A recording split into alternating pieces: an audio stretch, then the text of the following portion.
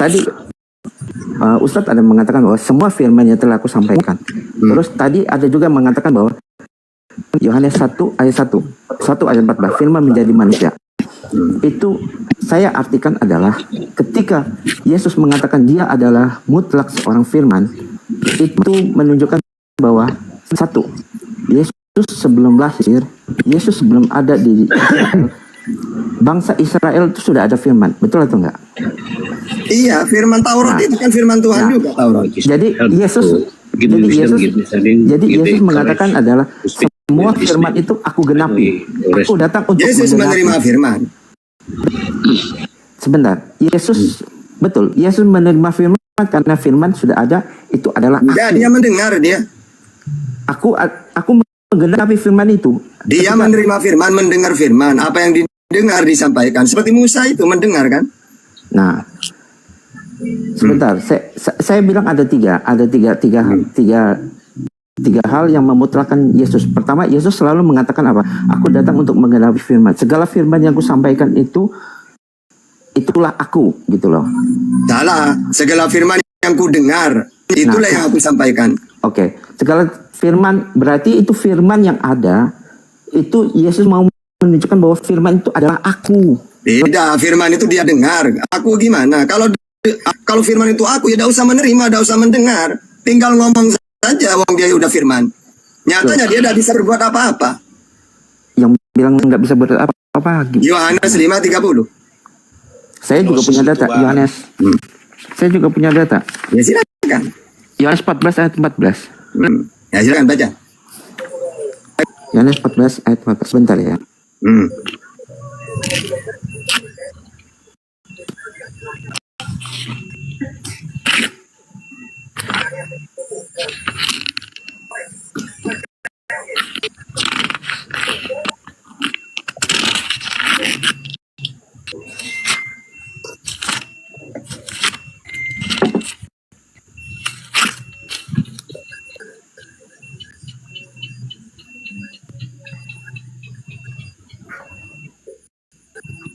Untuk yang lainnya silakan, tidak apa-apa. Saya bawa pena. Kalian ngomong apapun saya catat. Nanti saya tanggapin pakai Bible. Ya, mungkin mabuk lautan ini Kristen apa Islam? Mabuk lautan dibuka bionya. Sahabat saya mungkin masih mencari, jadi saya nyambung ya masalah ketuhanan Yesus. Idenya Pak Ustadz. Ya. Halo, oke. Saya ambil dari Yohanes 1 ya, yang tadi saya nyatakan ya. Ada perikopnya dari ayat 1 sampai ayat 10 gitu. Jangan hanya satu pasal aja. Kita nggak bisa untuk mendefinisikan sebenarnya satu pasal ini atau satu kitab ini gitu. Satu Injil ini. Jadi ada perikopnya, saya baca ya. Firman yang telah menjadi manusia, pasal Yohanes ayat 1. Itu perikopnya itu. Nah, pasal 1 sampai 10 saya baca ya, biar kita bisa definisikan arti yang sebenarnya. Pada mulanya adalah firman, dan firman itu bersama-sama dengan Allah, dan firman itu adalah Allah sendiri. Ia pada mulanya bersama-sama dengan Allah. Segala sesuatu telah dijadikan oleh Dia, dan tanpa Dia tidak ada satupun yang terjadi. Ganti. Ya baca sampai selesai kan? Enggak, saya enggak. Selamat. Biar lanjut ganti Bang. Gimana sih? Ya lanjut dulu apa-apa. Ya silakan. Iya, saya baca terus kan sampai pasal 10 kan biar. Iya, silakan. Enggak takut. Silakan. Ya, saya baca terus ya.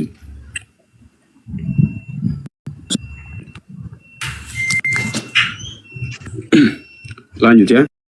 Segala sesuatu dijadikan oleh Dia, dan tanpa Dia tidak ada satupun yang telah terjadi dari segala yang telah dijadikan. Dalam Dia ada hidup, dan hidup itu adalah terang manusia. Terang itu bercahaya di dalam kegelapan, dan kegelapan itu tidak menguasainya. Dan tidak seorang pun yang datanglah si orang yang diutus Allah, namanya Yohanes. Ia datang sebagai saksi ya, untuk memberi kesaksian tentang terang itu, supaya oleh dia semua orang menjadi percaya dan ia bukan terang itu, tetapi ia harus memberi kesaksian tentang terang itu, ya. Terang yang sesungguhnya yang menerangi setiap orang sedang datang ke dalam dunia. Terus ya, ia telah ada dalam dunia dan dunia telah dijadikan olehnya, tetapi dunia tidak mengenalnya. Titik. Saya nggak nyampe batas itu aja. Itu artinya Yesus adalah terang, dia adalah firman itu sendiri. Dia adalah Allah sendiri. Awal mulanya dia sendiri, gitu. Dia menginkarnasi di manusia. Ya, sudah. Pakai nos? Iya. Ya. Assalamualaikum, Berunda.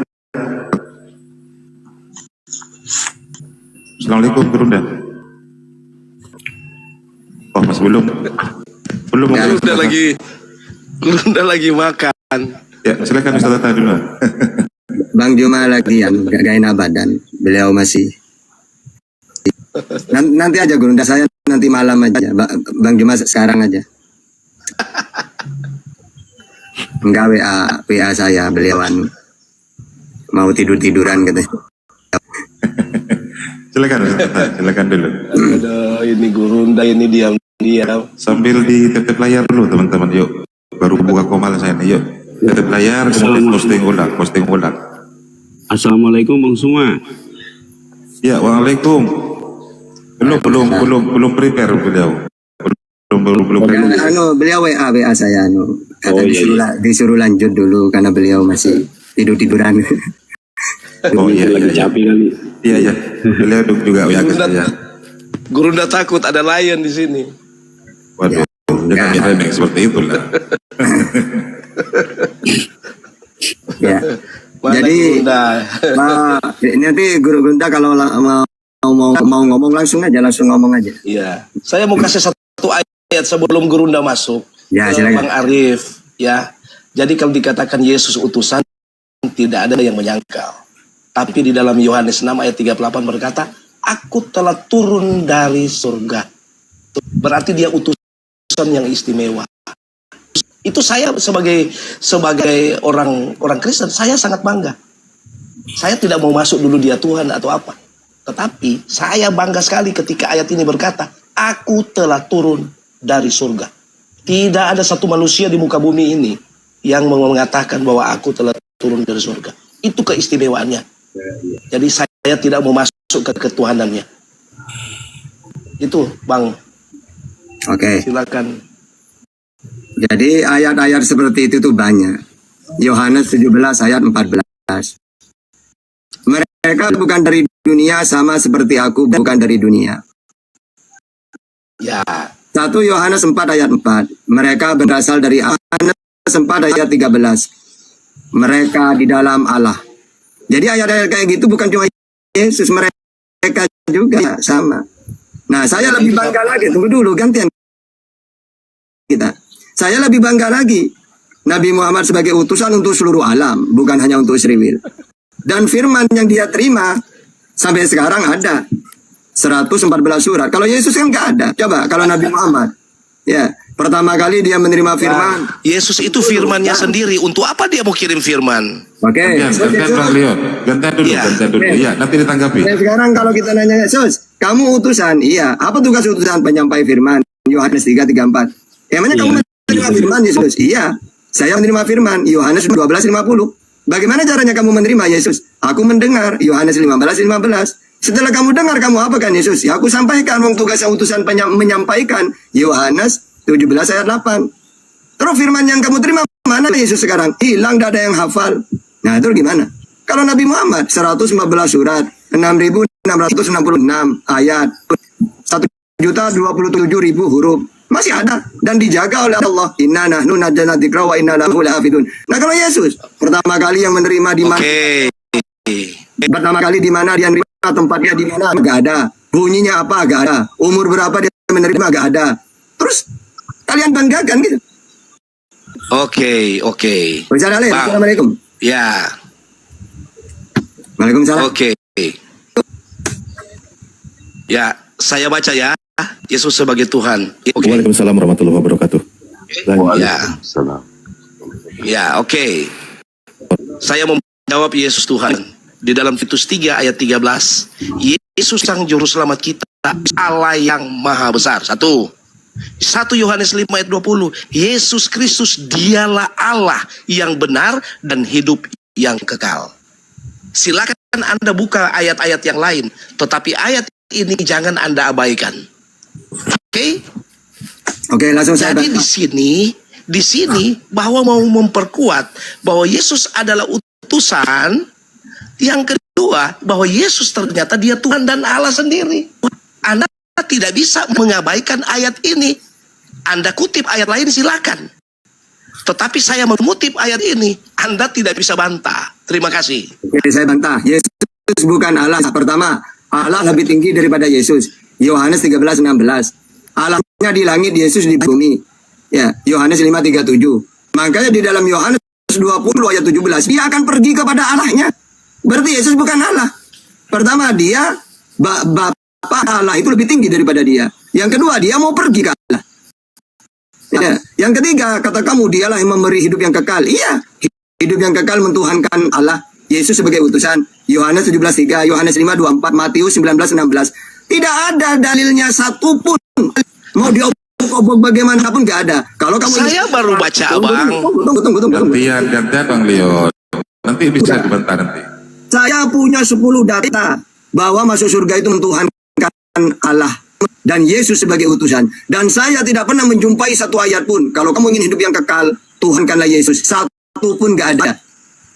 Ayo, gimana? Saya ulang lagi. 1 Yohanes 5 ayat 20 berkata, Yesus Kristus dialah Allah yang benar dan hidup yang kekal. Anda mau bantah bagaimana? Oke, sekarang kalau Yesus adalah Allah, dia menerima firman dari siapa? Dia adalah firman itu sendiri. Terus, apa yang aku sampaikan sebagaimana yang aku dengar. Dengar dari siapa? Yesus adalah firman itu sendiri. Terus dia mendengar firman dari siapa? Kalau dia sendiri. Dalilnya, Bang. Yohanes 1 ayat 14, firman jadi manusia. Yang saya tanya, Kamu bantah apa yang disampaikan sebagaimana Apa yang difirmankan oleh siapa? Ayo. Kalau Bang, nabi, Nah, kalau nabi itu mempunyai kitab, para nabi kan, semua nabi itu punya kitab ada. Nah, Yesus doang yang nggak punya, Yesus yang nggak punya. Karena dia adalah firman itu nggak betul sekali. Duh. Katanya dia menerima firman, mana firman itu? dia bukan penerima firman, dia adalah firman. Firman itu sendiri. Coba. Sebab segala firman. Coba. Sebab segala firman yang kau sampaikan kepadaku Tuhan, aku sampaikan kepada mereka. Mana yang disampaikan? Dan firman itu menjadi manusia. Saya dan nanya firman yang saya tanya. Sebab segala firman yang kau sampaikan kepadaku telah ku sampaikan. Coba. Setelah disampaikan, apa bunyinya disampaikan itu? Apa Yang telah dalam disampaikan rangka utusan, Abang. Itu dalam rangka utusan. Memang dia utusan. Itu penjelasan utusan, tapi penjelasan Tuhan jelas.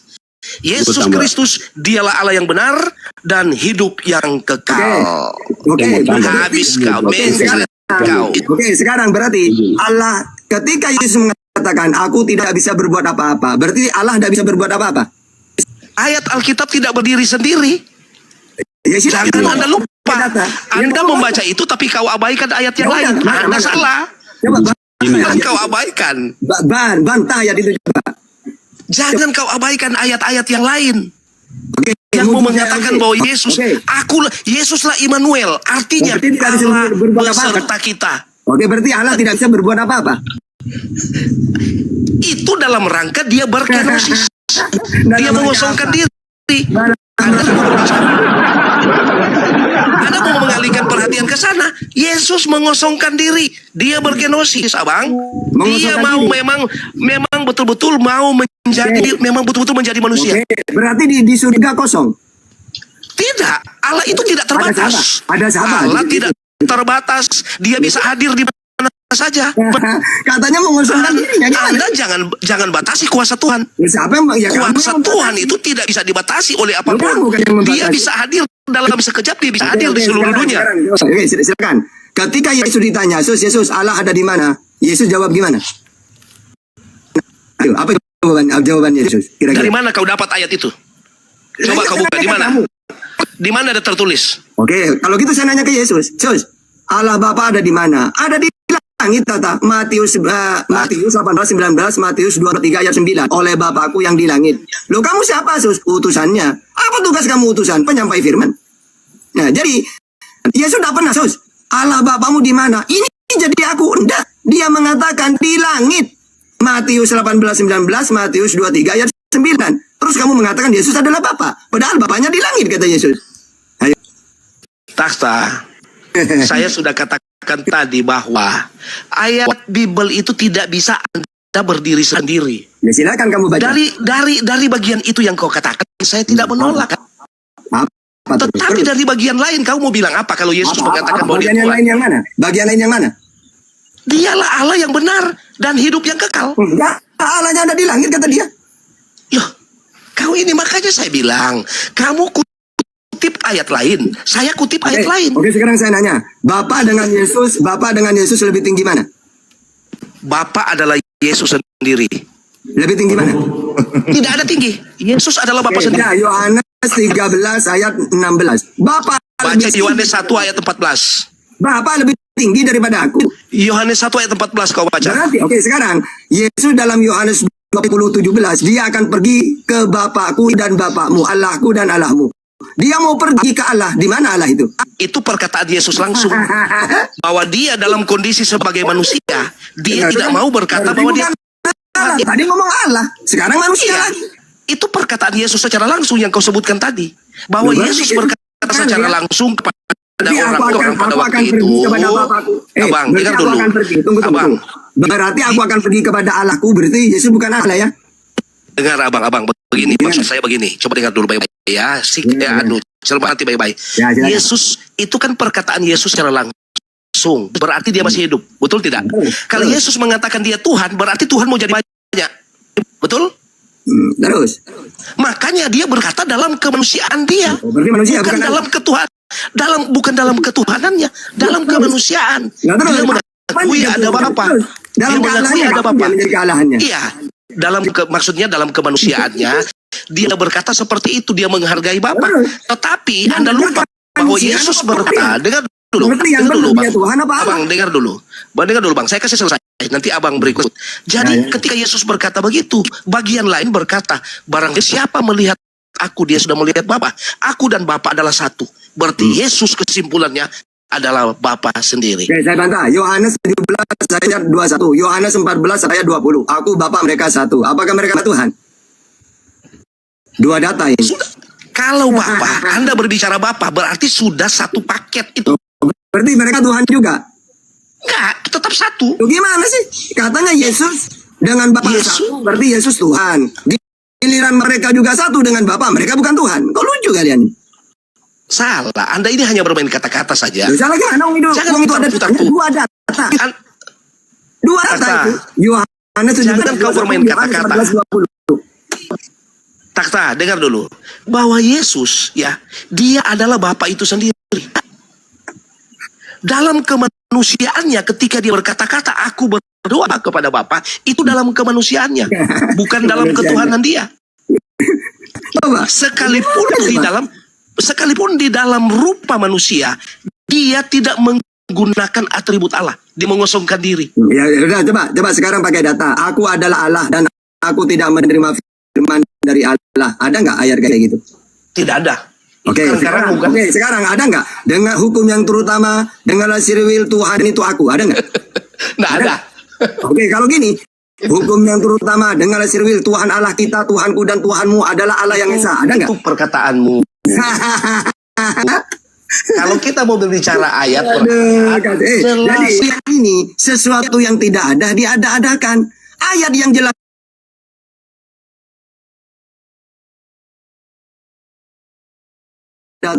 Kalau Yesus mengatakan Tuhan itu Allah ada. Kenapa nggak dipakai kalau ada? Yang tidak ada kamu adakan. Kamu lucu kalian ini. Yang tidak ada kamu adakan, yang ada jelas kalian tidak mau. Silakan Ustaz Alif, ayo biar ada ngantuk. Gurunda lanjut. Gurunda. Jangan debat kusir, Tata.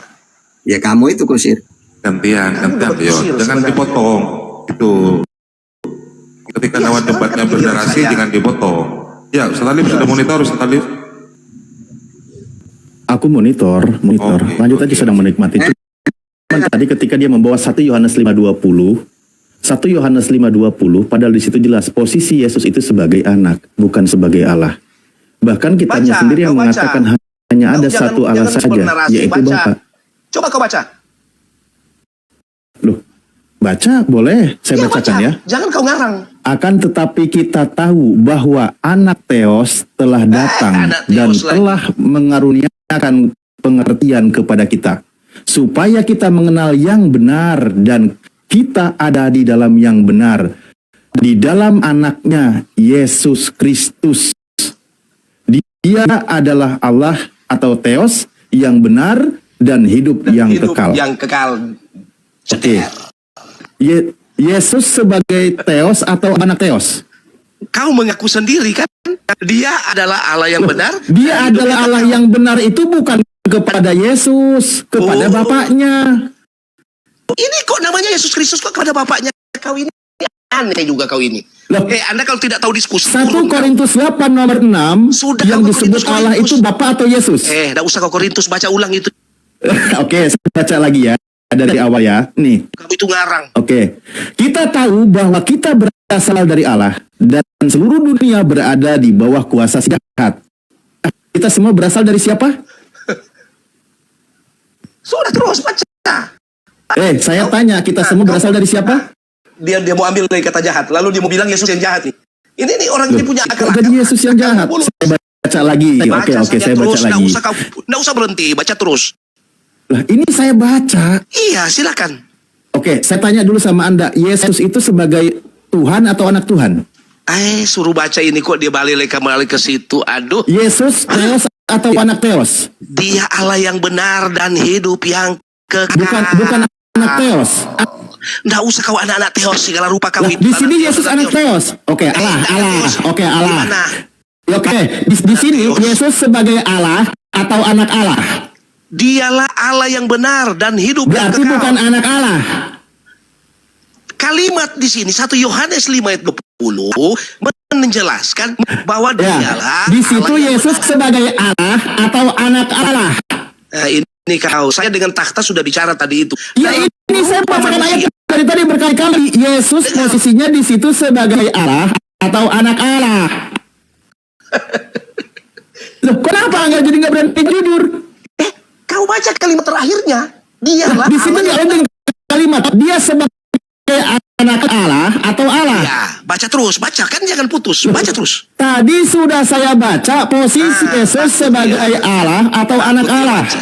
Takut dia baca terus, jangan putus. Geblak, ya ampunilah hamba. Nah, kenapa kau tidak baca dialah Allah yang benar Oke, dan hidup yang akan kekal? tetapi kita tahu bahwa anak Allah siapa di sini?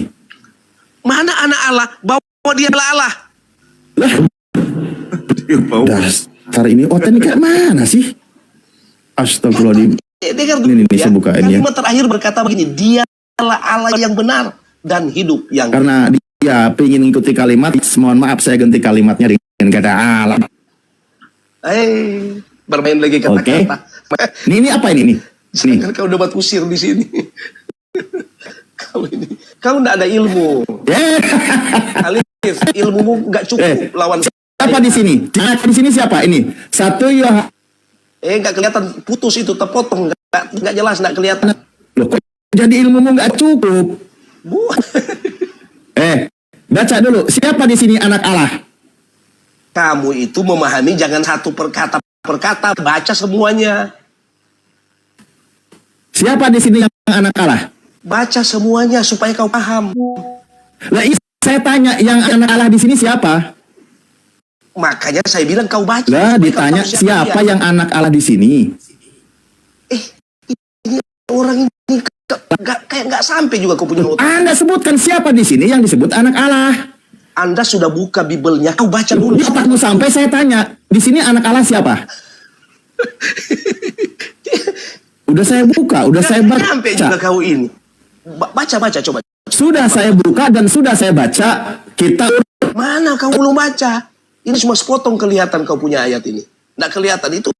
saya sekarang. Bahkan tadi. Nah, sekarang kita ketemu poinnya. Cari poinnya, temukan poinnya. Yang disebut anak Allah di sini siapa? Kalimat pertama, di frase pertama di situ mengatakan Jawab dulu. Yesus anak Yang Allah. disebut anak Allah di sini siapa? Yesus. Oke. Terus Udahlah. kamu mau bilang apa? Oke. Iya. Nah, gitu dong. Iyalah, dari tadi gak jujur. Yesus anak Allah. Berarti Yesus bukan Allah. Iya, jangan kau cuma sampai situ, baca terus. Ya, Yesus anak. Sudah, saya suka katakan tadi anak Allah. Kau baca terus. Loh, kok baca? Takut dia mau baca. Terus, Bahwa dia Yesus Allah yang anak- benar dan hidup yang kekal. Takut kau baca itu. Ah, kenapa? Kau yang salah. Kau takut.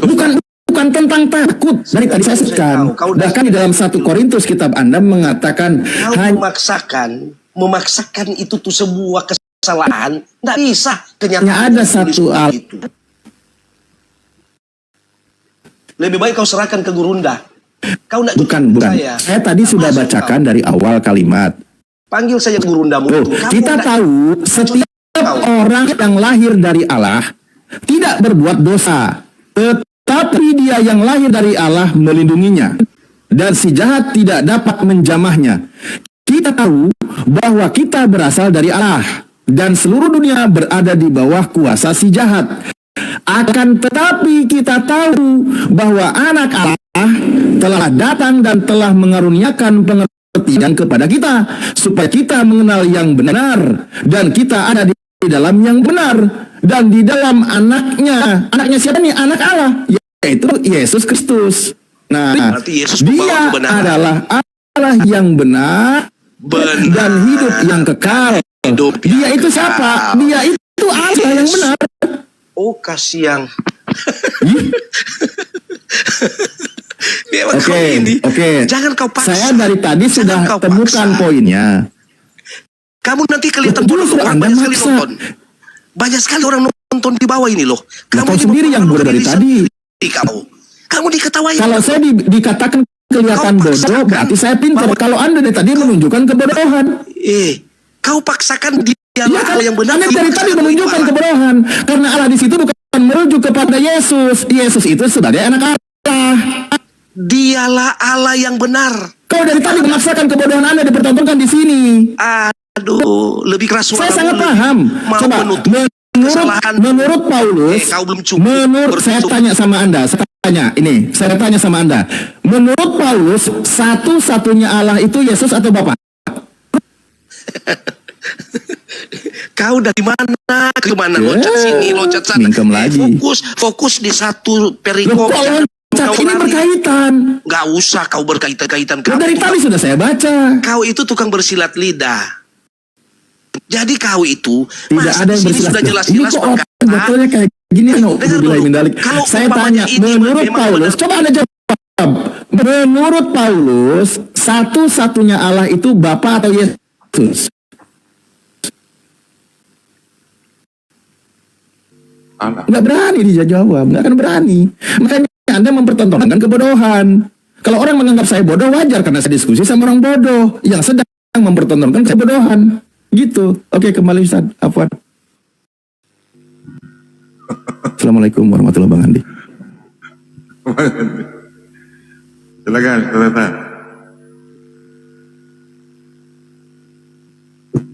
Orang kayak gini mau nantang Gurunda. Kasih ya Ustaz Alif sampai sinyalnya kurang bagus tadi. Kalau open cam berat, kalau open cam makanya aku tutup Kalian lagi. ini antri semua begini. Aduh, nggak ada ilmu semua. Loh, dijawab dulu. Kata Paulus itu satu-satunya Allah itu siapa? kalau kamu ntar dulu kalau Ini kamu bukan punya soal ilmu, tanya jawab, tetapi di Kalau- sini dia mau memutar balik. kalau kamu punya ilmu sekali-kali dong jawab pertanyaan. Kamu nggak pernah menjawab kok. Sudah, kalau sudah mood saya turun. Oke. Ya, silakan. Kalian diskusi dengan gurunda lah. Ya, silakan turun. Siapa yang melarang turun?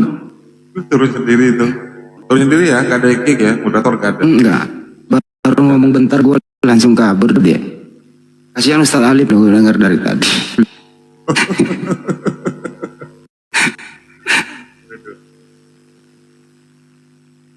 Begitu tak. Yang stempel aja lah. Ya kan tadi dia mempertontonkan. Enggak, masalahnya kalau gini loh teman-teman Kristen, kalau mengimani Yesus adalah Theos, itu sedang melanggar kitab Anda sendiri. Baik dari Korintus, 1 Korintus 8 nomor 6, maupun di dalam Yohanes 20, dari 30 sampai 31.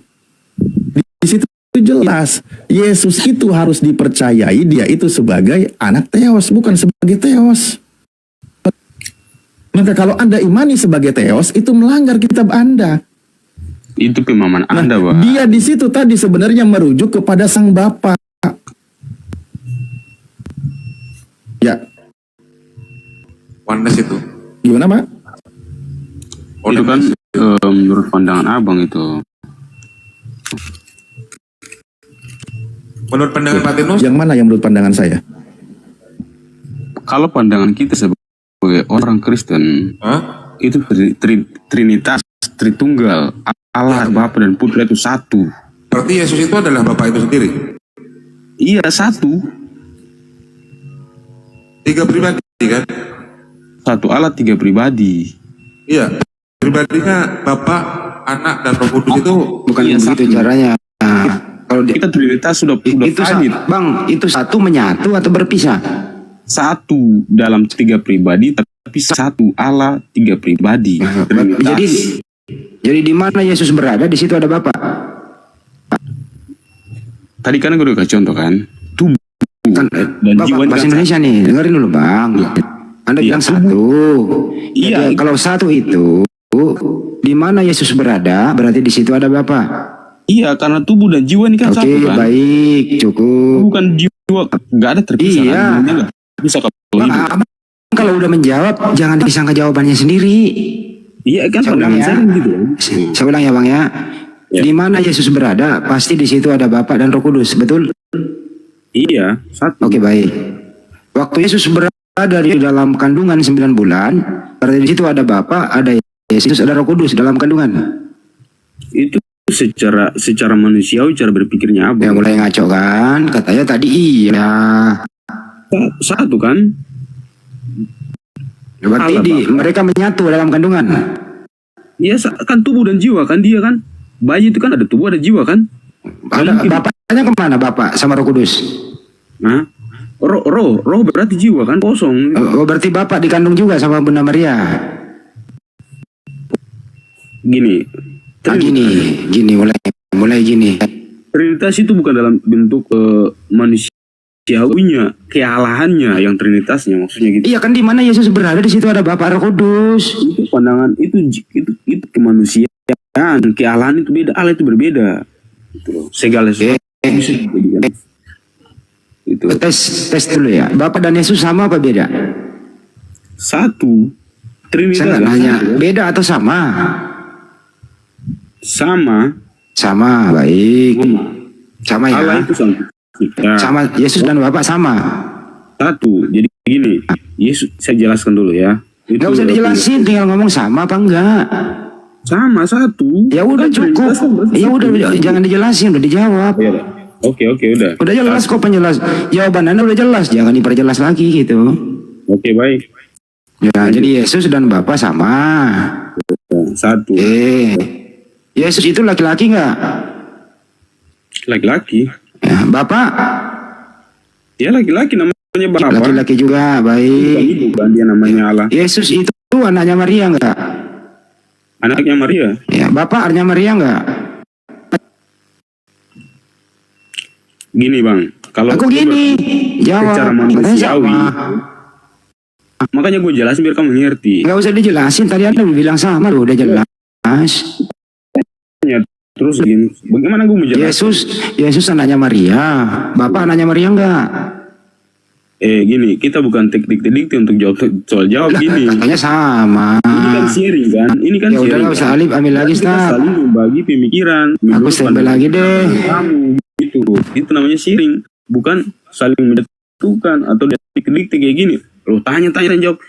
Gini, agama ini, ya kan, bukan seperti benda yang kita gerakan kemana saja diikut, nggak bisa. Ini sharing, namanya kita peman saya sama peman Anda gitu loh. Jangan kamu paksa saya masuk ke peman Anda, nggak bisa. Itu namanya sharing, Bang. Ini saya minta pemahaman Anda, saya nggak berpendapat loh. Iya, makanya saya jelaskan dulu biar Ya kamu udah lihat jelaskan, saya. coba jelaskan. Trinitas. Coba ini Anda adalah jelaskan, Anda mau menjelaskan toh, dengarkan di pertanyaannya kalau Anda mau menjelaskan gitu ya. Saya jelaskan. Siapakah, dengerin, Anda mau menjelaskan nih, kalau mau menjelaskan itu, Bagaimana lagi pertanyaannya ini? Tadi kan kita masih bahas. Ini nih, Anda kan mau menjelaskan, dengerin dulu pertanyaannya baru Anda jelasin kita. Ini kan pertanyaan baru, Bang. Iya, sama gitu loh. Jelaskan Sama. tentang tadi tunggal. Nggak usah itu bukan nggak nanya dari tunggal kok, nggak nanya dari tunggal, nggak Apa nanya. lagi mau nanya? Ini Ya kan makanya satu- dengarkan dulu. Abis ini Anda ngomong deh, Gimana nih, Bang? bro. Abis ini baru Anda ngomong panjang deh. Nggak bener, serius. Udah, Ya, udah, lu nah, tanya. dengarkan ya, dengarkan. Siapakah yang mengutus Yesus ke muka bumi? Oke. Silakan sebutkan namanya dan jelaskan. Silakan. Aku jelaskan ya, biar kamu paham. Tritunggal, Allah, toh Allah itu sang pencipta. Yesus adalah yang menyelamatkan manusia atau karya penebusan dan penyelamatan sampai pada raja penghakiman terakhir. Roh Kudus adalah Roh Kudus adalah pengantar antara Oh, saya nggak nanya Roh Kudus loh. Hah? Saya nggak nanya Roh Kudus tadi. Iya. Ini jadi Yesus dan Allah itu satu. Yesus kan di Kejadian. Bang, bisa nggak saya ulang Anda simak baik ya, dengerin ya. Dengerin nih. Siapakah yang mengutus Yesus ke muka bumi?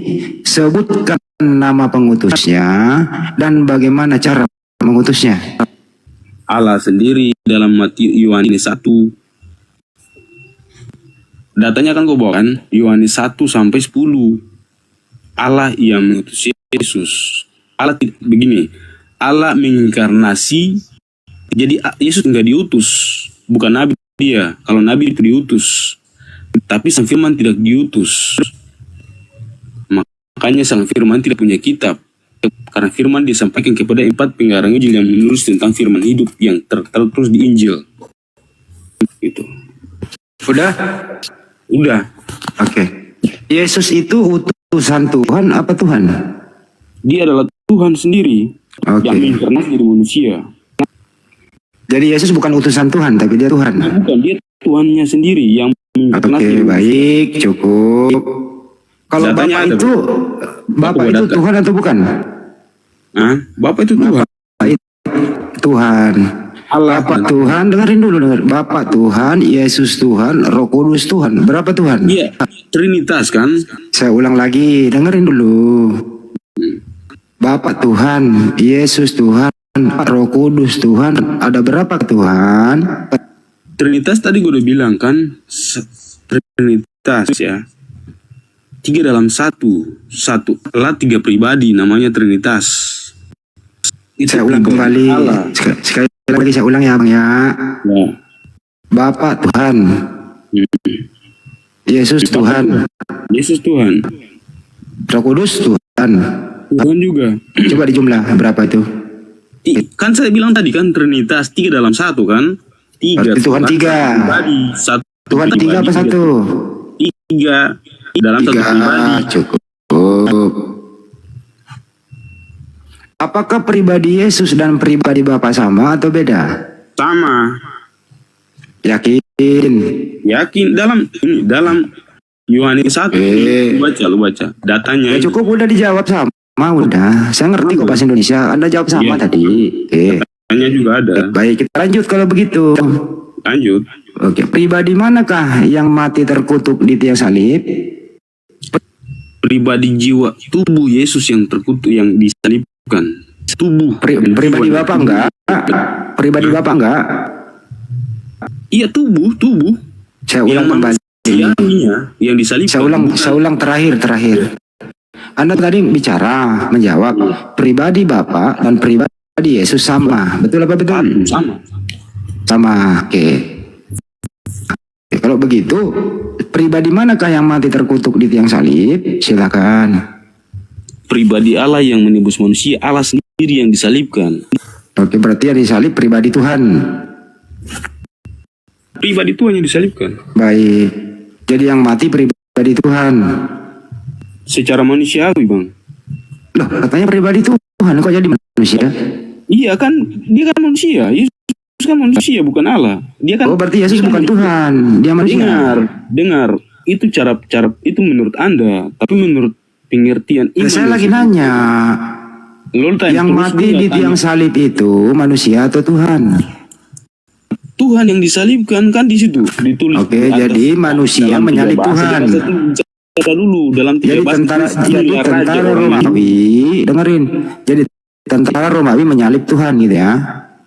Di atas kan ditulis nggak menyalibkan dia, tetapi diminta orang Yahudi yang menyalibkan Yesus, diminta Romawi yang menyalibkan. Jadi yang meminta untuk disalibkan itu bukan yang menyalibkan adalah orang Romawi kan, tetapi yang diminta untuk disalibkan adalah orang Yahudi yang minta dia untuk disalibkan.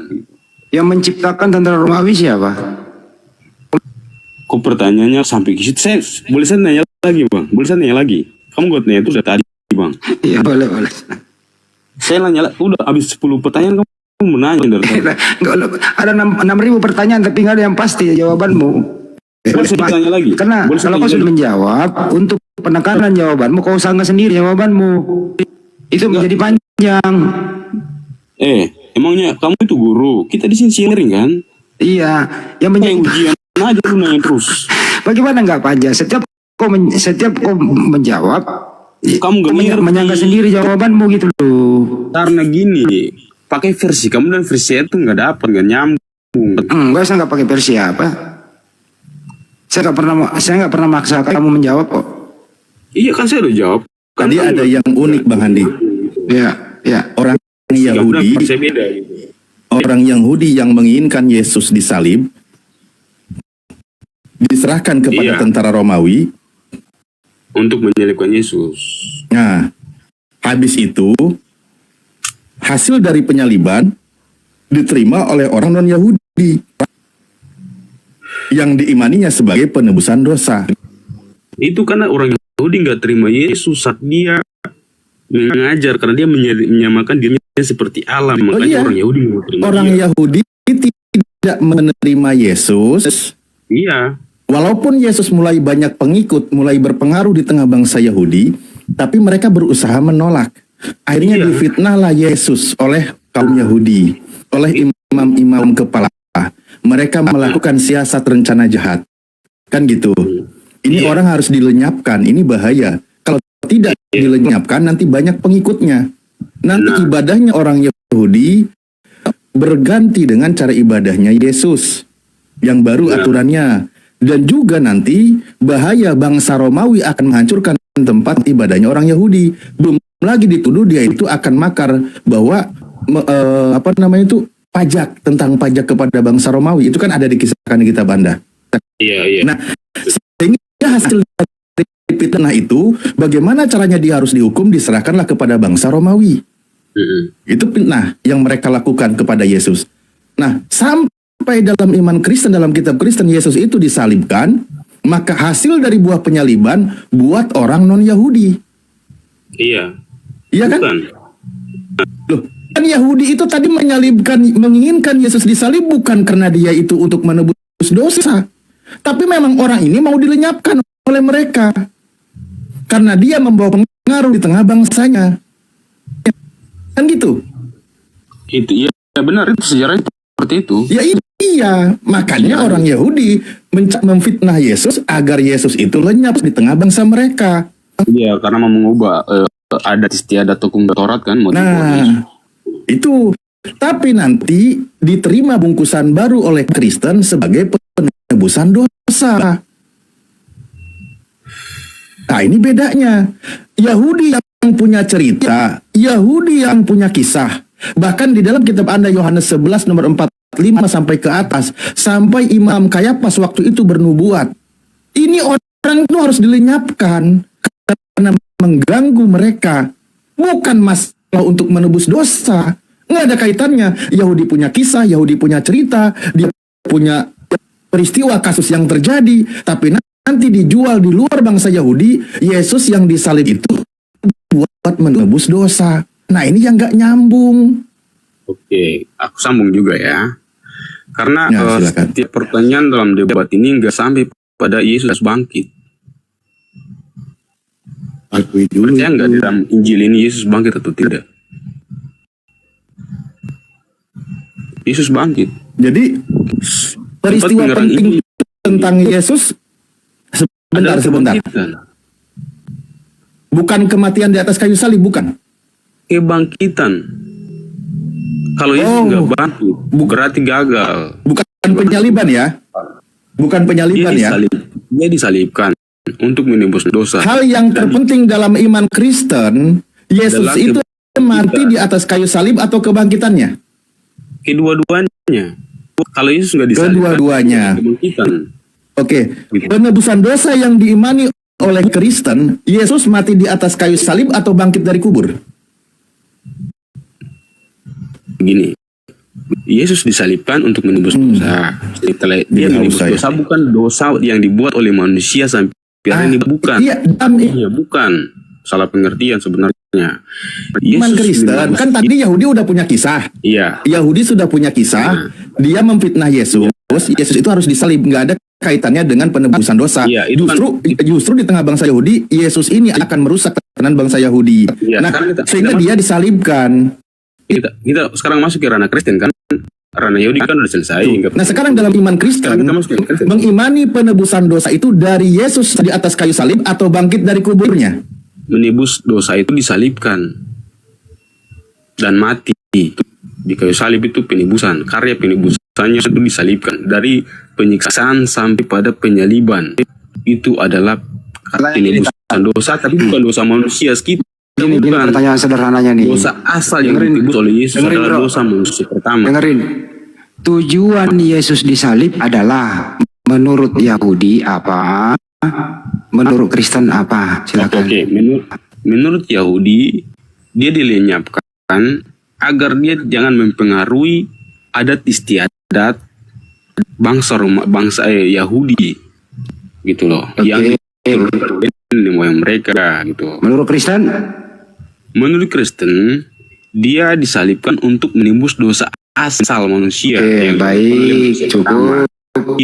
Oke. Apakah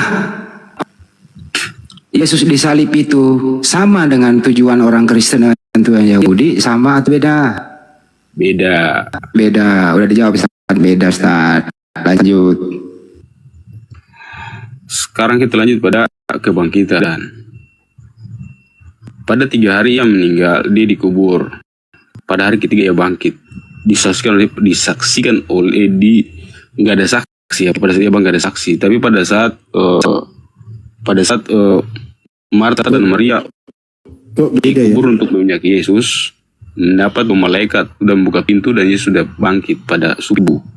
Itu. Jadi disitulah kepercayaan kita. Dan terakhir Kristen itu percaya, terakhir yang poin kuat itu adalah pada saat Yesus naik ke surga. Sebelum ia naik ke surga, dia berkata kepada murid-muridnya, "Pergilah dan jadikanlah seluruh bangsa muridku, dan baptislah mereka dalam nama Bapa dan Putra dan Roh Kudus. Amin." Dalam Injil nggak ada yang terlepas, satupun nggak dihilangkan sampai hari ini. Ya, jadi kita imani Injil ini dari Matius, Markus, Lukas, Yohanes ini nggak ada yang terpisah satu. Karya penyelamatan manusia.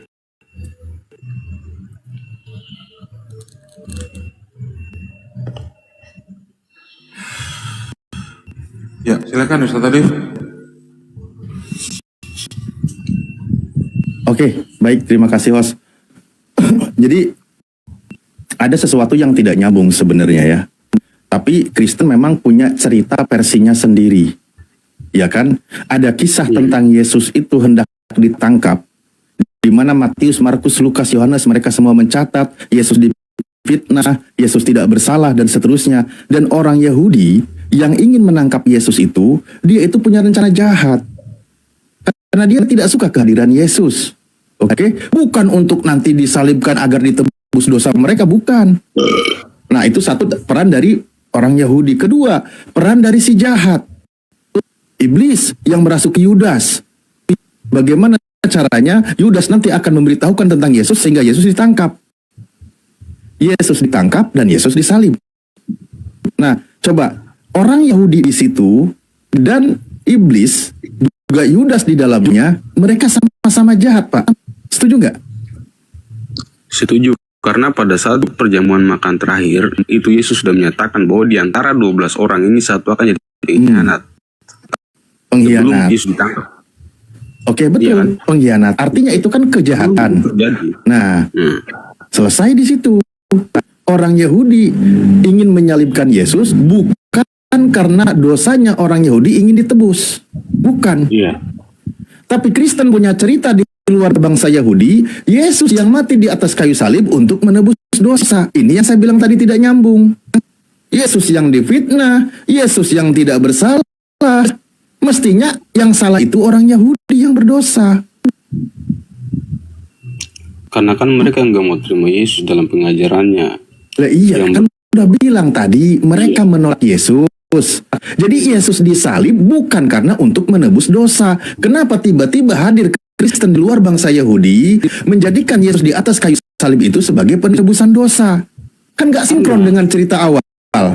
Gini. Tidak seluruh orang Yahudi menolak Yesus. Loh, mereka yang menginginkan Yesus disalib, ya mana sih? Kitab ada yang sudah bercerita, ada yang berperan, ada yang punya rencana bagaimana Yesus disalib. Satu, iblis merasuki Yudas. Kedua, imam-imam kepala orang Yahudi, imam Kayapas di antaranya. Mereka menginginkan Yesus mati disalib. Iya. Mereka menginginkan Yesus disalib tujuannya untuk membungkam Yesus atau melenyapkan Yesus atau untuk ditebus dosa. Tujuannya untuk membungkam Yesus seperti Yohanes Pembaptis kan? Membungkam Yesus. Lalu sekarang kita ke Yesusnya. Ketika mereka memfitnah Yesus, baik itu dari iblis yang merasuki Yudas atau imam kepala, Yesusnya itu menolak atau membantah fitnahan mereka, atau mereka Yesus setuju kalau Yesus itu harus disalib. Yesus nggak membantah. Membantah, Yesus melawan. Jadi ada di dalam kisahnya ketika Yesus hidup, satu, Yesus menyampaikan kebenaran, dua, ada yang membantah Yesus yang menyampaikan kebenaran. Nah, si pembantah ini tidak mau Yesus ada, maka Yesus harus ditangkap dan disalibkan bagaimanapun caranya. Mereka tahu Yesus orang benar, tapi bagaimana caranya Yesus itu dibungkam dan dihilangkan. Nah, itu kisahnya yang terjadi. Iya. Ya, saya bilang tadi nggak ada kaitannya dengan penebusan dosa. Nggak ada. Itu kan kisah sejarahnya sesuai dengan itu. Tetapi itu versinya bangsa atau imam kepala itu versi mereka. Betul. Itu versi Yahudi. Tetapi dalam versi pengajaran Yesus kepada 12 muridnya sampai dia bangkit, ya itu masih juga bersama-sama dengan para muridnya 40 hari sebelum dia naik ke surga. Loh, tadi versi Yesusnya juga Yesus ditolak ketika dia difitnah. Seandainya penyaliban Yesus itu untuk menebus dosa manusia, Yesus itu bukan bersembunyi di Taman Getsemani, bukan menyuruh lagi menjual muridnya menjual jubah. Ngapain capek-capek fitnah orang Yahudi itu disambut oleh Yesus? Ya udah, memang sudah saatnya untuk menebus dosa. Ngapain kau fitnah saya? Udah salibkan aja saya, kan gitu. Kan Yesus enggak lari saat Algojo imam kepala datang menangkap dia nggak lari kan? Loh, dia bersembunyi ke Taman Getsemani tujuannya apa? Menghindar dari mereka. Dia berdoa dengan murid-muridnya di Taman Getsemani. Iya, karena dia sudah sangat ketakutan, kan? Iya, dia udah tahu saatnya tiba. Ya itu berarti dia tidak mau disalib.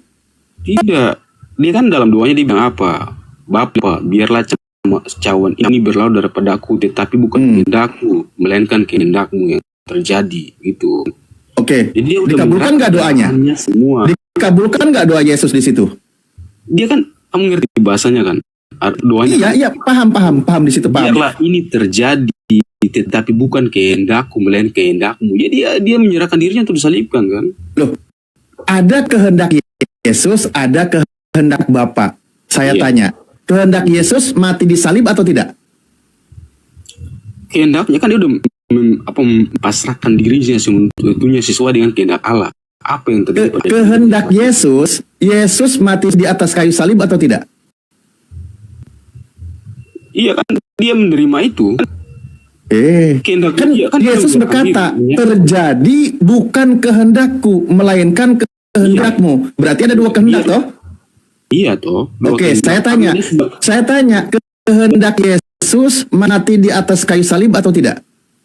Itu kehendak dia, karena tujuan dia ke dunia setelah. Kalau kehendak Yesus mati di atas kayu salib, berarti mestinya yang terjadi itu kehendak Bapa. Karena ada dua kehendak. Berarti kehendak Bapa tidak menghendaki Yesus terkutuk di atas kayu salib. Dengar dulu doanya itu Bang, gue jelasin tadi. Tadi. Udah saya baca. Biarlah cawan ini berlalu daripadaku, tetapi bukan kehendakku, melainkan kehendakmu yang terjadi. Itu berarti kehendak Allah yang terjadi. Jadi dia menyerahkan apapun terjadi, siksaan sampai pada mati pun itu kehendak Allah untuk penebusan dosa. Itu. Kalau begitu, Yesus mati di atas kayu salib kehendak Yesus atau kehendak Bapa? Kehendak Bapa. Kehendak Bapa. Berarti kehendak Yesus tidak mati di atas kayu salib. Lo nggak ngerti sih. Loh, kan di dalam doanya, biar kehendakmu yang terjadi bukan kehendakku. Ada dua kehendak di situ yang berbeda. Kok jadi berubah lagi Anda ini? Kalau kehendak dia secara manusia dia nggak mau karena dia bisa keluar. Sudah, kehendak Yesus tidak mau disalib, betul? Kamu dengar, biarlah kehendak Bapa. Dia kan kehendaknya, berarti dia udah mempasrahkan diri seutuhnya. Iya, cara pasrahnya itu adalah dia menyerahkan keputusannya kepada Sang Bapa. Oke? Ya, tadi kan bukan kepada Yesus. Nah, biarlah kehendakmu yang terjadi, bukan kehendakku. Berarti ada kehendak yang berbeda, betul?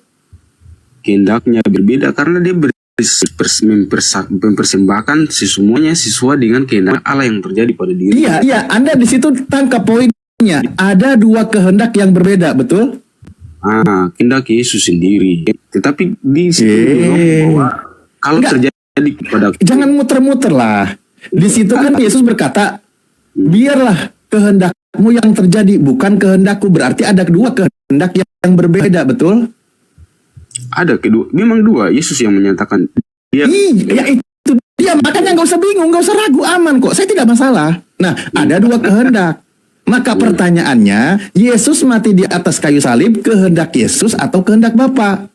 Saya nggak tahu karena Yesus nggak ngomong bahwa ini bukan kehendak saya atau kehendak siapa. Saya mau. Loh, kan kehendakmu yang terjadi, bukan kehendakku. Yesus bilang, aduh.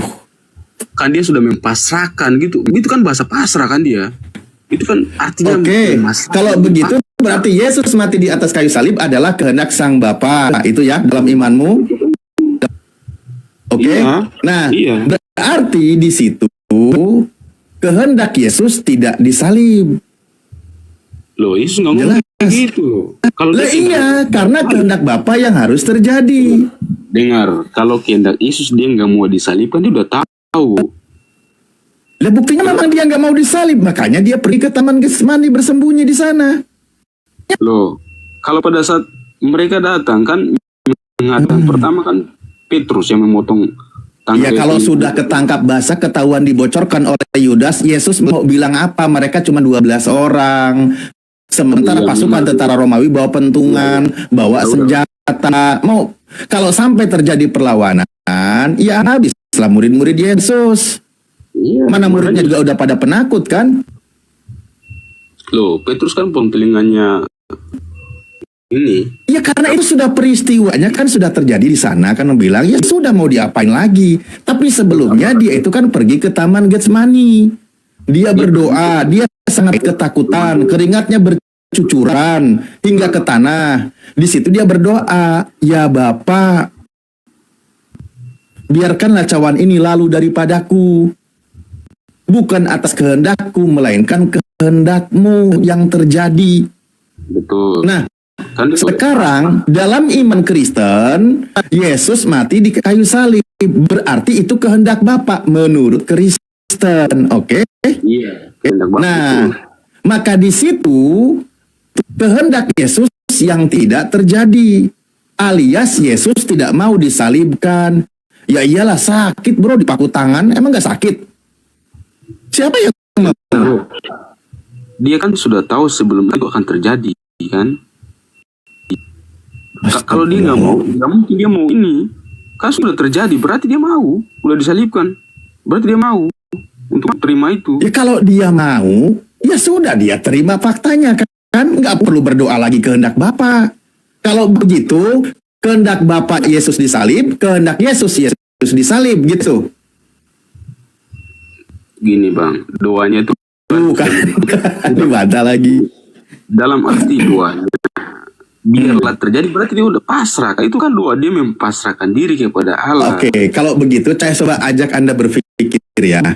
Biarkanlah cawan ini lalu padaku, kehendakmu lah yang terjadi, bukan kehendakku. Sekarang saya tanya deh, apakah sang Bapa menginginkan Yesus terluka mati di atas kayu salib penuh dengan kenistaan? Kan tidak.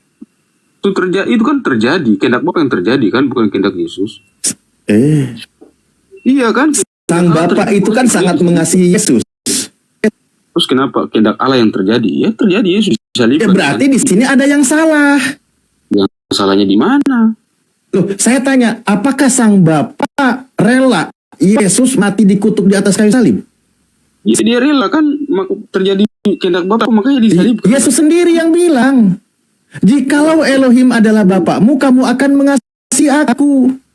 Justru Yesus itu untuk dikasihi, bukan untuk disiksa, dibunuh di atas kayu salib. Itu Kalau kan merujuk kepada dalil. dengar, tadi kan aku udah bilang tadi, kepercayaan kita itu adalah penebusan dosa dan kebangkitan. Ya itu bingkisannya Kristen, bukan kronologi sejarah Yesus, nggak ada kayak gitu. Makanya Yesus berkata, jadi menurut pandangan Bapak Abang itu gimana? Yesus disalibkan itu atas dasar apa? fitnah. Tapi udah terjadi. Nggak ada kaitannya dengan penebusan dosa, kan nggak ada. Nah, Tapi udah fitnah terjadi. yang dilakukan oleh bangsa Yahudi, imam-imam kepala juga iblis, maka di situ sang Bapa patut untuk membela Yesus. Bener nggak? Itu pandangan Anda, Bang. Akal sehat gimana? Terjadi kan disalibkan kan? Bukan. Kan itu tentara Romawi mau menyalib Yesus. Akibat berawal dari fitnahan imam kepala orang Yahudi memfitnah Yesus. Yesus tidak bersalah, tapi difitnah. Ada lagi iblis yang menginginkan Yesus itu mati, dibunuh, kan gitu. Nah, ketika penjahat melakukan kejahatan terhadap orang baik, sang Bapa yang di langit membela Yesus atau menyepakati kejahatan mereka. Karya penebusan itu lewat kayu. Kalau Yesus Kok malah jadi karya penebusan lagi? Ini lagi ditanya, Paman. Dengar go, itu kan menurut versi kamu. Loh, saya lagi bertanya, bukan versi saya. Gunakan akal sehat. Kan di situ Yesus itu kan dalam lindungan Sang Maha Kuasa. Dalam hidupnya sebagai manusia, ia telah mempersembahkan doa dan ratap tangis kepada Dia, kepada Sang Bapa. Dan karena kesalehannya, doanya didengarkan oleh Bapa. Yesus anak yang soleh, doanya didengarkan oleh Tuhan. Nah, berarti ketika Yesus berdoa, apalagi dalam situasi yang sangat menakutkan, menegangkan, ancaman, maka doa itu didengarkan oleh Tuhan. Sebenarnya orang Kristen ada yang luput dari peristiwa ini. Ketika Yesus di Taman Getsemani ketakutan, datang malaikat Tuhan mengawal Yesus. Anda lupa tadi di situ. Ketika di puncak rasa takutnya Yesus, berdoa di Taman Getsemani, biarkanlah cawan ini lalu daripadaku, biarkanlah ujian ini lalu daripadaku. Oke, ada yang mau menyalib saya, ada yang mau membunuh saya, ada yang sedang memfitnah saya. Ya Bapa, aku serahkan semua ini kepadamu. Tidak lama kemudian malaikat turun dari langit kepada Yesus. Pertanyaan saya, malaikat yang datang menghampiri Yesus ketika Yesus sangat ketakutan, mau mendorong Yesus disalib atau mau menyelamatkan Yesus karena dia berdoa ketika dia difitnah? Sekarang gue bertanya, satu pertanyaan dulu. Boleh saya bertanya? Boleh, kan sudah banyak kamu bertanya kan? Boleh saya bertanya? Satu pertanyaan saja. Boleh? Berat, saudara, berat. Ya. Boleh saya bertanya? Kan sudah hampir 10 pertanyaan. Ya nggak apa-apa, bilang aja ampun saya tidak sanggup menjawab melawan doktrin gitu. Nggak apa-apa, jadi Anda bertanya. Saya bertanya, boleh satu pertanyaan aja, boleh? Boleh. Saya sudah bilang boleh. Ya saya tahu, karena Anda langsung bertanya, maka kesimpulannya, mohon maaf Pak, saya tidak sanggup menjawab karena ini melawan doktrin iman saya. Itu poin yang saya dapatkan ketika Anda mau langsung bertanya, silakan. Saya nggak lari daripada apa yang kita bahas, masih nyambung pertanyaan, masih Ya nggak masalah. Cuman ketika Anda langsung bertanya ke saya, begini, apakah percaya nggak Yesus disalibkan? Tidak percaya. Dari mana datanya Yesus tidak disalibkan? Loh, banyak. Mana datanya? Banyak datanya Yesus tidak disalib. Mana? Yesus yang anak Maria loh ya. Iya, Yesus yang anak Maria tidak disalibkan. Ada datanya di mana? Banyak datanya. Mana? Iya, datanya mana? Oke. Pelan-pelan ya. Sekarang versi dalil. Yesus. Ya iya, kita makanya. data loh. Dalil itu data. Astagfirullahaladzim. Iya, dalil. Silakan. Oke.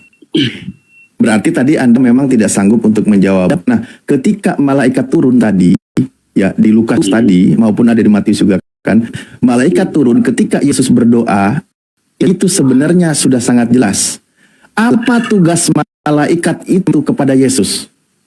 Ternyata tertulis, sebab malaikatnya akan menatang engkau dari tangannya, di atas tangannya, supaya jangan sampai kakimu terantuk kepada batu. Pada saat itu berpuasa ya, saya berpuasa pada keluar waktu malam. Loh, itu tugas malaikat kan? Terus? Nah, itu tugas malaikat, Anda setuju nggak? Tapi dalilnya di Alkitab ini mana? Injilnya mana? Yesus nggak? Ya itu yang saya sebutkan tadi. Astagfirullah. Iya, maksudnya sejarahnya mana yang tidak disalibkan? Ya makanya kita buat sebuah informasi rangkaiannya berdasarkan dalil. Kita runut. Gitu loh. Makanya tadi ketika Yesus berdoa, biarkanlah kehendakmu yang terjadi, maka tidak lama turun malaikat datang kepada Yesus. Sekarang apa tugas malaikat kepada Yesus? Menyelamatkan Yesus. Jangankan ditumbak, jangankan ditampar, jangankan dipaku tangannya, terantuk batu saja Tuhan tidak rela. Nah, lalu kita lihat ayat tentang malaikat menyelamatkan Yesus itu tertulis di mana? Ternyata di Mazmur 91 dari 1 sampai 14, 15, 16. Di situ Yesus dalam lindungan yang maha kuasa, dalam lindungan Tuhan, bahwa Yesus yang anak Maria itu memang tidak mungkin mati disalib, tapi dia hanya menontonnya dari kejauhan, pembalasan terhadap orang fasik. Nah, berarti digantikan bukan Yesus yang asli yang disalib, karena dia dilindungi oleh Tuhan. Dengan panjang umur ku kenyangkan engkau. Panjang umur, dia tidak mati. Justru di situ dikatakan dia hanya menontonnya dari kejauhan, pembalasan terhadap orang fasik. Nah, itu tugas malaikatnya ketika dia datang. Kita sambung dulu dari tadi itu sampai Yesus ditangkap itu. Anda kan nanya ke saya. Dalilnya mana? Kita bahas dalil yang di kitab ini. Yang saya sebutkan itu dalil. Tujuan malaikat datang ke Pak dalil kan. Sekarang kita di kitab ini kita mau nyambung. Astagfirullahaladzim. Kan tadi nanya ke saya, pembuktian Yesus tidak disalib. Itu dalilnya saya runutkan. Bahwa malaikat datang. Di sini aja kalian sudah mempermasalahkan, makanya saya tanya, malaikat datang menemui Yesus untuk menguatkan Yesus disalib, mendorong Yesus disalib, atau menyelamatkan Yesus dari penyaliban? Saya tanya. Hapus saja yang sambungannya ini toh di kitab suci. Saat Yesus disalib. Kok jawabannya kayak gini amat kalau ditanya? Iya, lah sambungannya Yesus ditangkap. Kok kamu bilang malaikat yang naikkan dia? Itu kitab Anda yang menjelaskan karena mengharuskan Yesus disalib. Kenapa putus di sini? Nggak bisa nyambung. Bukan masa. Kalau Anda mau, Pak, tentang Yesus disalib, terkutuk, itu semua kitab Anda mencatat. Tapi di sini kita sedang menyaring informasi kebenaran tentang Yesus, mana yang lebih tepat dan akurat berdasarkan ajaran dari Tuhan. Karena kitab Anda itu sudah tercampur. Iya, Sekarang saya tanya dulu, jawab biar tidak kemana-mana. Malaikat datang untuk menyalibkan Yesus atau untuk menyelamatkan Yesus? Mana bukti dalil bahwa Yesus nggak disalib? Itu aja. Astagfirullahaladzim. Mana buktinya Yesus nggak disalib? Sejarah Yesus nggak disalib, mana sejarahnya? Sejarah itu banyak, Pak. Yang tidak percaya Yesus disalib itu juga ada. Ada dalam sejarah kekristenan, ada yang meyakini yang disalib bukan Yesus, tapi Simon dari Kirene. Ada juga yang meyakini Yesus tidak disalib. Ada juga hanya bayang-bayangan saja orang melihat seperti Yesus disalib. Itu sejarah kekristenan awal juga mencatat. Anda buka, jangan nyuruh saya lagi, capek. Ada. Saya nggak bisa buka, HP cuma ada Basilides, ada lagi siapa itu pengajaran-pengajaran yang lain yang menjelaskan kalau Yesus tidak disalib. Tapi masalahnya suara terkuat kitab Anda menceritakan bahwa Yesus itu harus disalib berdasarkan dari kanon. Pengkanonan kitab Anda mewajibkan Yesus disalib. Sekarang kita bahas pendekatan secara logika dan data, bukan berdasarkan kitab Anda berpikirnya secara doktrin. Saya tanya sama Anda biar runut, biar Anda paham. Malaikat datang menemui Yesus di Taman Getsemani untuk menyelamatkan Yesus dari penyaliban atau untuk mendorong Yesus agar Yesus disalib? Mendorong Yesus untuk disalib. Berarti tugas malaikat sama dengan iblis. Karena itu, ya udah, malaikat, iblis, Tuhan, Sang Bapa, ya udah sama. Menurut Yesus yang tidak mau sendirian. Yesus yang ketakutan untuk disalib, tapi Yudas, imam kepala, malaikat, Tuhan di langit, semuanya menginginkan Yesus disalib. Menurut Anda bahwa Yesus nggak disalib, sekarang saya minta datanya. Datanya mana? Yesus nggak disalib. Lukas 22 nomor 69. Nggak disalib? Nggak. Bohong lu. Di dalam Injil Matius, Markus, Lukas itu disalibkan loh. Anda baca Lukas 22 69 boleh? Sejarahnya yang ada di sini itu semua disalibkan, Bang. Jangan kamu pakai satu dalil kata, kalimat atau satu ayat saja membantahkan satu isi Alkitab ini. Nggak usah. Bang, saya bacakan Lukas 22 69 boleh? Baca silakan. Baca. Nanti di situ Anda pahami ya. Oke. Tapi nggak nyambung sama proses penyalibannya itu, saya nggak terima. Karena ada memang yang disalib dinamai nanti Yesus. Makanya ada yang palsu, ada yang asli. Mana buktinya? Saya percaya penyaliban itu ada, saya percaya. Saya tidak tolak tentang adanya penyaliban, tapi Yesus yang anak Maria ini yang selamat dari penyaliban karena dia berdoa kepada Tuhan. Saya baca ya. Saya baca dulu sebentar, pelan-pelan. Saya baca, oke? Inilah gagal paham Anda tentang sejarah. Astagfirullahaladzim. Saya baca ya. Benar kan? Gagal paham tentang sejarah. Anda bisa nggak bukan menghakimi saya? Saya bawa dalil ini, Yesus disalibkan. Saya baca dulu. Iya, saya baca dulu dalilnya ya. Ada di sini sampai bang. Iya, saya percaya ada Yesus yang disalibkan. Saya percaya. Yang saya tolak Yesus anak Maria yang disalib. Paham nggak sih dari tadi? Udah, baca. Mana dalilnya? Datanya. Mulai sekarang, ini ayatnya bunyinya begini. Mulai sekarang, anak manusia sudah duduk di sebelah kanan Allah yang Maha Kuasa. Lukas 22 nomor 69. Oke, lanjut. Saya minta dulu konfirmasi sama Anda. Yang berbicara itu siapa? Yesus yang berbicara. Yesus yang sedang disidang, betul? Iya. Lalu yang sudah duduk di sebelah kanan Allah yang Maha Kuasa siapa? Gini, Bang. Ya, Yesus gini lagi. Nah, berarti Yesus mana yang disalib? Pada saat ini saya sudah duduk di sebelah kanan Allah, ya kan? Ya ini ngelak terus. Itu kan dalil Anda, ya dalil saya lah. Saya tanya sama Anda, Yesus yang anak Maria di situ sudah duduk di sebelah kanan yang Maha Kuasa, betul? Betul? Betul? Dengar dulu. Itu Enggak, jawab dong, jawab, bentar dong. Jawab. Saya tanya, yang sudah duduk di sebelah kanan Allah yang Maha Kuasa, apakah anak Maria atau bukan?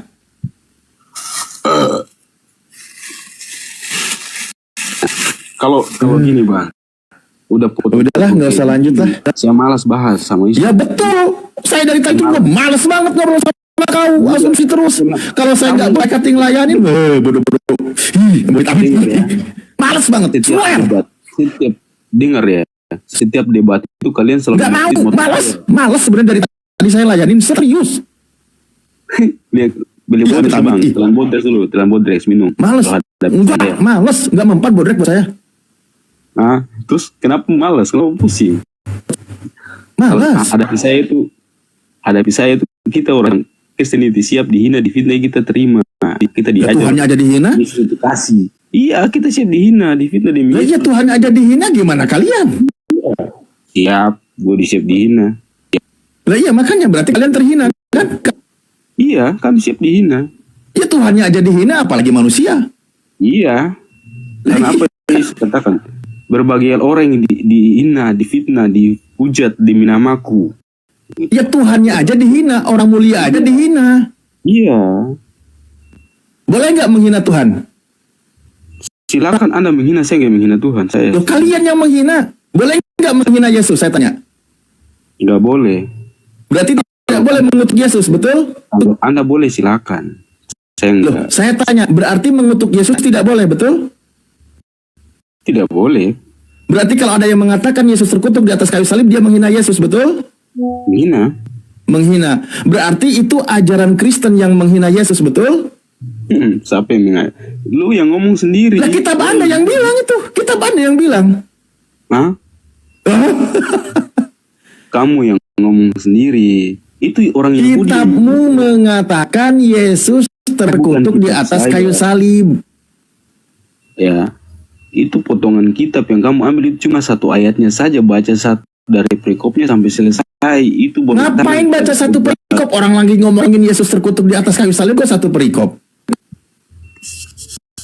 Coba saya minta sama Anda berani mengatakan kalau Yesus tidak terkutuk di atas kayu salib, berani nggak? Yesus tidak terkutuk. Ya, di kayu salib. Berarti Anda bukan Kristen. Yesus menghancurkan kutukan itu. Di mana dalilnya? Asal. Di mana dalilnya? Kitab Anda mengatakan Kristus telah menebus kita dari kutuk hukum Taurat dengan jalan menjadi kutuk karena kita, sebab ada tertulis terkutuklah orang yang digantung pada kayu salib. Anda percaya nggak itu dalil? Udah baca dalilnya apa, pasal berapa saya cari di sini dalilnya. Allahu Akbar, inilah yang bilang tadi malas. Galatia 3 nomor 13. Sebentar ya cari ya. Galatia 3 ya. Galatia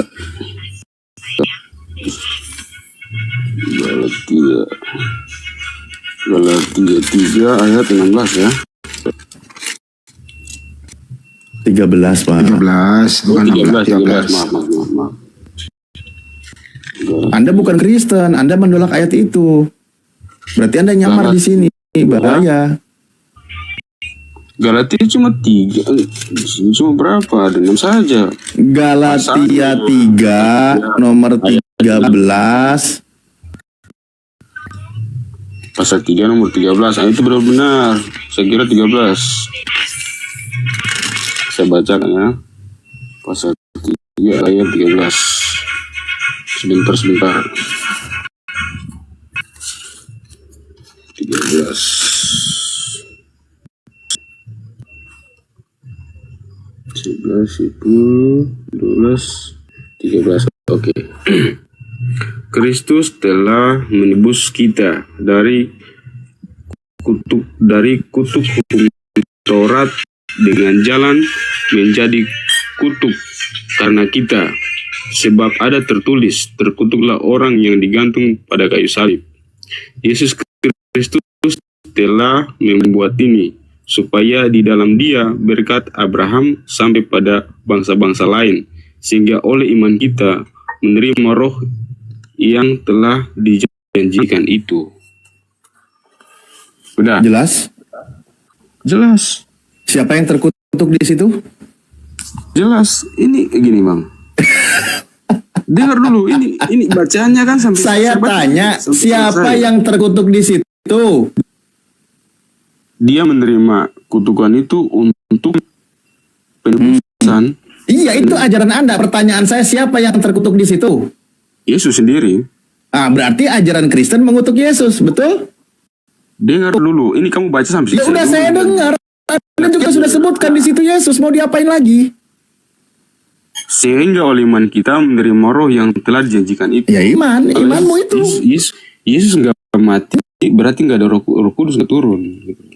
Yesus tidak mati, Kristen tidak mengutuk Yesus. Yesus Salah. mati di atas kayu salib, Kristen mengutuk Yesus.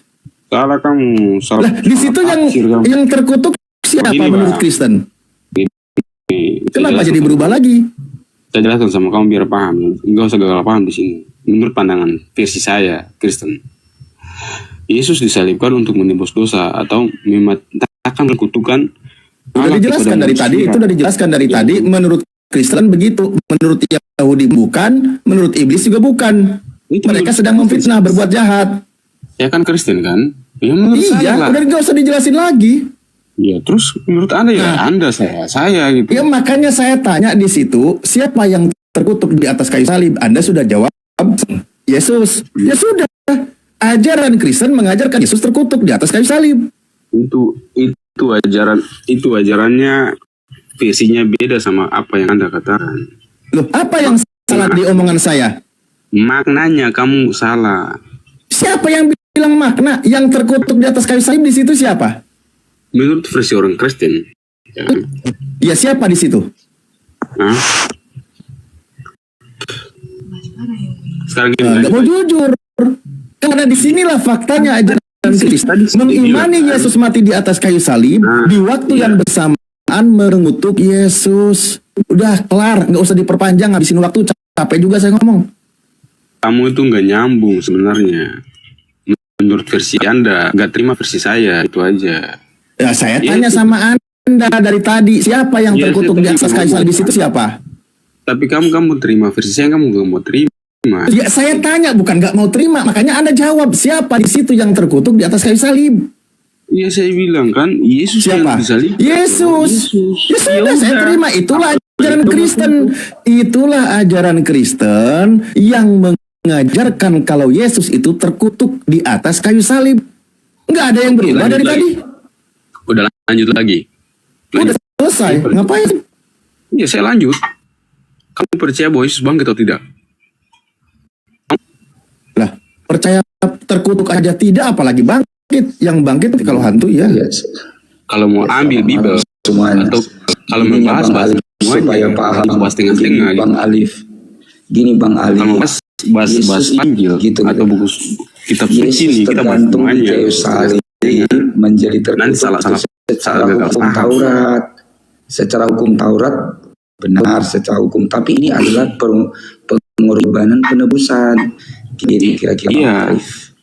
Loh, Tapi kok kalau malah kamu mengenai itu ajaran kamu Kristen. salah tingkat, Terus Kristen ajaran mengajarkan. Kristen, Sebentar tapi Pak. maknanya tidak kamu tangkap. iya. Dari tadi Makna sudah yang selesai. Oke, baik. Saya tanya kalau gitu sama Pak Raid. Saya tanya. Ngapain ada yang bantah?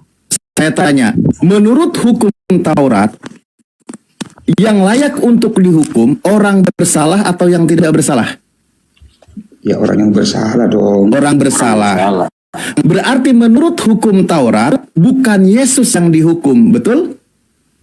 Salah kamu. Betul. Jelas Salah orang lagi. Yahudi dan Farisi itu sangat Betul. Kacau. Berantem akal sehat sama doktrin kalian, serius ini. begini Serius, saya. Alif, begini Alif Betul. ya. Itu di dalam pikiranmu yang berantem Orang hari Farisi itu. Jangankan pikiran kalian bertiga itu lagi berantem. mau dia dizolimi, Ya, yang lain naik dulu. kriminalisasi Yang lain naik dulu. sekarang Alif. Tahu toh? Begitu. Yang lain naik dulu. Itu. Anda tahu, Iya. tapi Anda Kamu paham nggak kira-kira kalau secara umum dikriminalisasi iman kami begitu, tahu Bang? tahu, tapi kau tanya lagi. Ya itu dia. Aneh. Yesus Alif. kan dikriminalisasi. Aneh Alif. Oh, ini yang mana yang mau bicara ini? Bukan, karena saya rasa saat dari tadi dengar itu anak ngotot dengan Oke, lima orang. Pak Raid diam dulu ya. Pak Raid diam dulu ya. Semua kutukan. Iya, silakan, Dia terima untuk disiksa. Oke, biar Dihina. tidak tumpang tindih. Starino, Kriminalisasi kamu mau itu. ngomong apa? Itu sudah. Enggak poin dari Sudah, awal kamu terus gimana? ada Apa yang mau ngotot kamu lagi, sanggah? kemana. Kamu Dan membahas tema yang ada, kemudian nggak mengadakan bisa dengan ini. orang lain. Begitu Alif. Kita nggak ada yang ngomongin iman, kita lagi Ya, ngomongin ini data. juga kepercayaan. Kemudian Kita lagi membahas penafsiran data. tentang Tahu Injilnya data dia. nggak di dalil Bukan, yang ya, Alif tertulis? jelas itu. Bukan kau mau nyembah tai kotok tai hayam ge bodoh karp, saya nggak ikut campur, nggak ada urusan. Kita sedang diskusi data. Jelas itu jawab tadi. Dalilnya dia tidak perlu harus seperti di Al-Quran ada dalil ininya, dalil A-nya. Anda mau ngomentarin yang mana sekarang? Kan jelas yang dia sampaikan bahwa Yesus disalibkan. Anda bilang bahwa itu karena kutukan. Oke, Ya, memang kalau benar. gitu berarti Yesus gini, biar itu poinnya membatalkan dapat, satu kutukan. biar Diterima. poinnya dapat. Sebentar, gini. Anda tolong jawab ya. Yang terkutuk di atas kayu salib itu Iya. siapa? Memang dikutuk oleh Yahudi, memang dipermalukan seperti itu, menganggap dikutuk. Betul. Bukan anggap. Saya tanya, Memang itu kan? itu yang Nih, itu yang belit lagi orang lidahnya ini. Yahudi dan Farisi. Saya tanya, dalam iman Ya, Anda, Yesus, dalam ya. ajaran kitab Anda, yang Ya, terkutuk Yesus, di ya. atas kayu salib itu siapa? Itu memang Yesus disalibkan itu dianggap dikutuk. Ya. Kok dianggap? Memang kerjaannya Farisi dengan Yahudi yang sangat membenci dia. Sehingga dia dipermalukan Bukan. seperti itu. Bukan. Maksudnya ada mau apa arahkan seperti apa? Yang mengajarkan Yesus terkutuk Menurut di atas siapa? kayu salib Udah. itu siapa? Saya tanya. Itu Yesus. Yesus. Iya. Itu Anda percaya nggak? Percaya. Kenapa Nah, tidak berarti percaya? ajaran Anda mengajarkan kalau Yesus terkutuk di Iya, atas kayu salib. memang. Yesus menerima semua penderitaan itu. Kenapa? Ya sudah, dari tadi selesai. Itulah Selesai, ajaran itu Kristen. ngapain? Dalam ajarannya Sudah. mengajarkan kalau Yesus itu terkutuk di atas kayu salib. Sudah selesai. Ngapain kau tanya lagi? Sudah Ya, finish. jadi Sudah sekarang finish. siapa yang mengutuk Yesus kalau gitu? Hai, ya, Yesus itu para Taurat. Enggak, ajaran yang mengutuk Yesus di sini siapa? Kristen atau bukan? Coba Bukan ini Kristen aku yang Alif, supaya jangan Kalian kamu Kristen Taurat udah ini. imani. Dengar. Gini Dengar. sebentar Bang Starino, Kehadiran Yesus bergantian kalau kamu membatalkan nanti semua ngotong-ngotokan yang sama dia. Aneh begitu. Gantian lah Bang Nenek. Sukrisno biar nanti kamu ngotot-ngototan juga sama dia. Enggak. Intinya begini, Kita kan sudah Yesus dari tadi, mengambil dia putar-putar itu terus ini, untuk ke situ kamu juga Bang itu Alif, untuk Bang Juma. Kenapa untuk Bang Juma? Pengorbanan penebusan atas apa? Dosa-dosa Bang Alif. Oh, nggak mau. Dosa-dosa Bang Juma. Kalau harus mengutuk Yesus, saya nggak mau. Ya engkau ya nggak apa-apa kamu nggak mau. Kalau Nah, pertanyaannya adalah tidak mau percaya Oke, silakan sekarang saja gitu. sekarang Tapi pertanyaannya, Yesus nggak jelas dengerin dulu Pak, dengerin dulu Pak. mengambil kutukan itu. Ya itu ajaran Kristen Pak, dari tadi sudah selesai. Yesus Sekarang yang mengambil itu sudah selesai Pak. itu Oke. untuk Sekarang kita. Pak dengerin dulu. Baru aja. Juga sama Bang Jumas. Nah sekarang menurut ajaran Yesus bisa nggak menerima pengampunan dosa tanpa mengutuk Yesus? Menurut ajaran para nabi dan ajaran Yesus, ketika kita mohon ampun kepada Tuhan, bertobat kepada Tuhan, dosa kita diampuni nggak oleh Tuhan?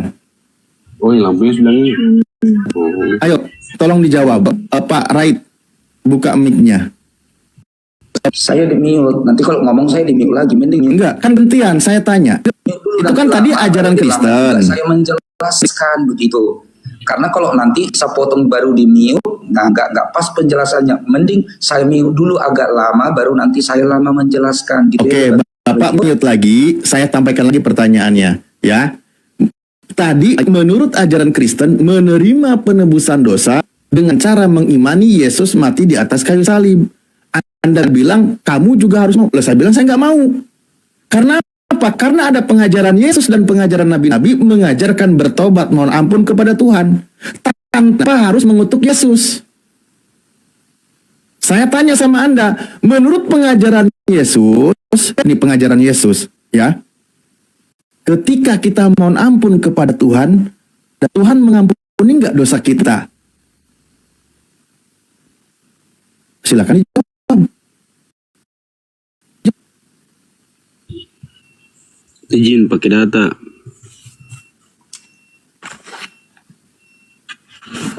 Pakai data aja bang biar enak. Tadi kan nawarkan ke kami menerima penebusan dosa dengan cara mengutuk Yesus. Saya bilang nggak mau. Karena ada cara lain menerima pengampunan dosa dari Tuhan dengan bertobat. Ngapain sampai harus mengutuk Yesus?